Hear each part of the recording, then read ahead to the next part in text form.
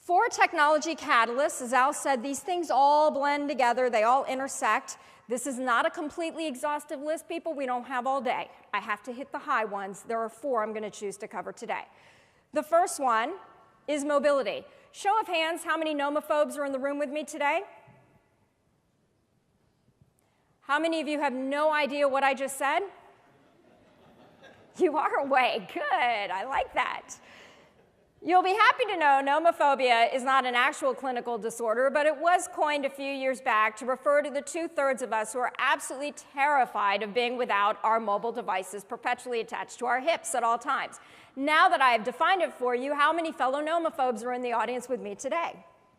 Now, statistically, you guys failed that test because 2/3 of you should have raised your hands at that moment. Nomophobia, we know, is one of those things that it's like you get your keys, your wallet, your purse, and your phone. And when you don't have your phone, you immediately find the rash and the sweats begin to emerge, yes? But for an organization, mobility is a much higher stakes game. Case in point, a few years back, a company did some field research. I love research, and I love this kind of field research.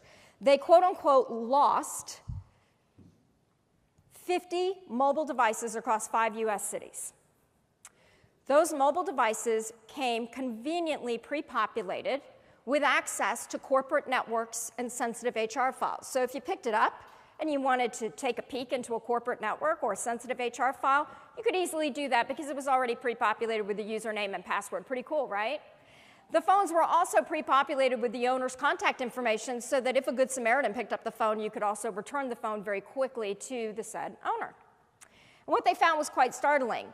In 80% of the instances when one of those devices was picked up, someone attempted to access either the corporate HR network file or one of the corporate networks. 80% of the time. And unfortunately, Americans are not as good of Samaritans as we like to think we are, because in only 50% of the cases did someone attempt to return the phone to its rightful owner.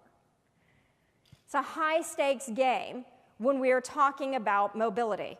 IDG did a study. They found that 70% of IT decision makers plan on spending 20% of their budget, up to 20%, let me be clear, on mobility. That's a pretty big chunk, right, of your budget.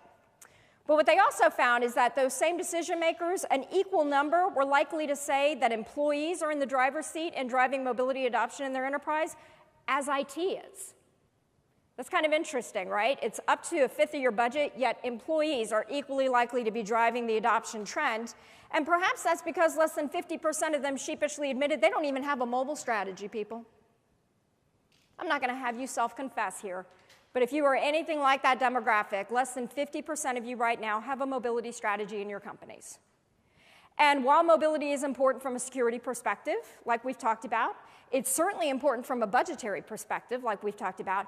If you are only thinking about mobility in those 2 ways, you are seriously underestimating the impact of mobility in the workplace right now.